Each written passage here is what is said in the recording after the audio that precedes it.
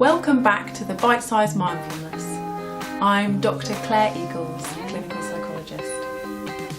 This is the second video of the module, The Benefits of Mindfulness, and I'm going to tell you how mindfulness can improve your capacity to focus. Understanding and controlling your attention is a really big factor in success and well-being. One way to do this is to train your ability to focus by using mindfulness. It will help you to set clear goals, prioritise, work more efficiently, manage distractions, increase resilience, and even reduce risk of anxiety and depression. This is probably why organisations like Google have bought into mindfulness for their staff in a really big way, and why high-profile business people like Arianna Huffington promote it. So, I'd like us to do a short exercise together. Please close your eyes, or leave them open, it's up to you. And then take one big deep breath, breathing in through your nose and slowly out through your mouth.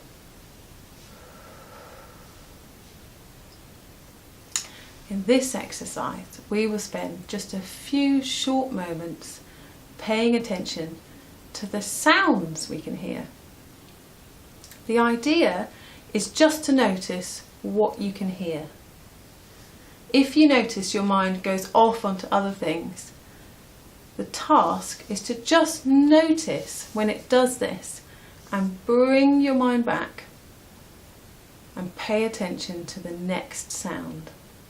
So I'll give us just a few more moments to do this together.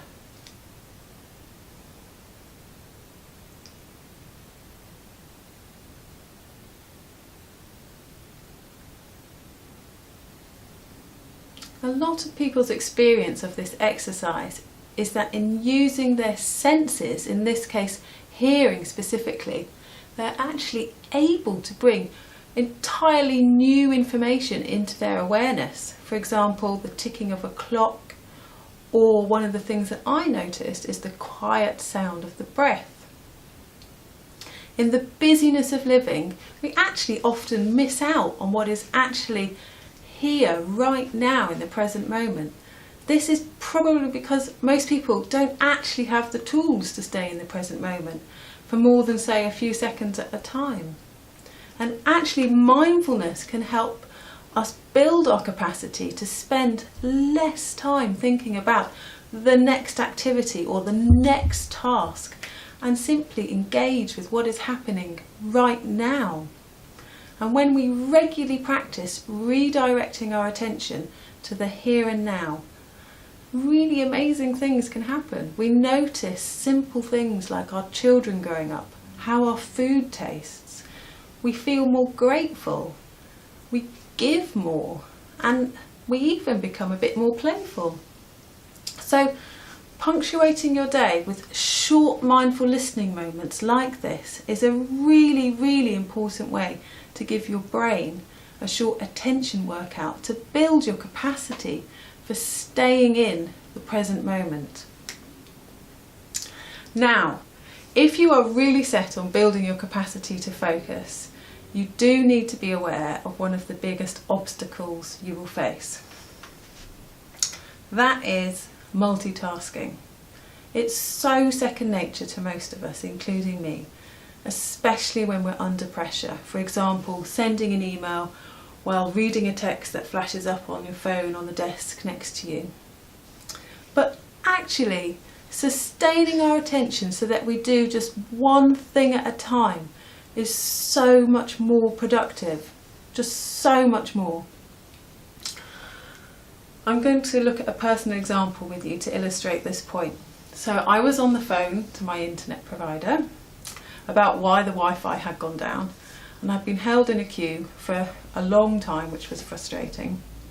And finally I got through to someone and had just reached the point of understanding what to do to fix the problem when I was interrupted by my child who wanted my full attention immediately. So I tried to continue listening to the person on the phone whilst dealing with my child, which made me feel a little bit stressed, and after a while I just realised it wasn't working. What was the quickest way to get the internet fixed whilst also helping my child? Well, firstly, most people probably feel a bit stressed in this sort of situation too. And secondly, the most efficient solution is choosing to do one thing at a time. So I stopped the call, helped my child, then later I called my internet provider back. And the recent scientific findings on multitasking, they completely back this up. People that do tasks intentionally and focus on one activity at a time are more effective and experience less stress. Professor Clifford Nass, a professor from Stanford University, pointed out that multitasking actually slows you down, as the switch time means it takes you longer to complete the task. And by switch time, I mean the mental back and forth between tasks. He found that heavy multitaskers had worse memory and couldn't pay attention even when they really wanted to focus on something for a sustained period of time. He also concluded that multitasking wasn't actually energy efficient, as it was associated with lots and lots of wasted brain activity. When he looked at brain scans, he discovered that heavy multitaskers used up dramatically more brain power than low multitaskers to complete the very same task. So this suggested that they weren't using their brain very efficiently. And then in fact, the scans showed major differences in the way the brain processed the information. The high multitaskers were using totally different regions of the brain to complete the same task, compared to people who switched tasks less frequently. As more and more brain science now shows something called neuroplasticity of the brain, this is a really important point. It means that the brain actually changes according to how we use it. It doesn't stop growing in childhood like we've often been taught to believe. Your brain keeps growing right into old age. So the Stanford research suggests that the experience of chronic multitasking, so multitasking over a really long period of time, might appear to change the brain in a way that makes focusing more difficult. So the key message is you should do less to get more done. So how does mindfulness actually help your ability to stay focused on a task rather than getting pulled away by the many distractions that constantly bombard us? For example, emails arriving in our inbox, text messages, sudden intrusive thoughts to complete another task. Well, regular meditators show an increase in the thickness of the brain tissue in the prefrontal cortex, which is an area associated with attention and problem solving and managing emotions and even decision making. This is backed up by differences in the cortical thickness seen in the brains of meditators and non-meditators in brain imaging studies. Interestingly, the research shows changes that can occur in the brain after just 8 weeks of mindfulness practice. So to summarise, multitasking is a really necessary part of many areas of life, but it is so easy to get addicted to it. Think about how often you end up multitasking when you don't actually need to be. For example, in your downtime, such as at meal times or when you're watching a programme. How often do you check your phone or just jump onto social media to have a quick browse? This is actually potentially really bad for you in the long term because it affects your ability to stay focused on one thing at a time. So that brings us to the end of this video.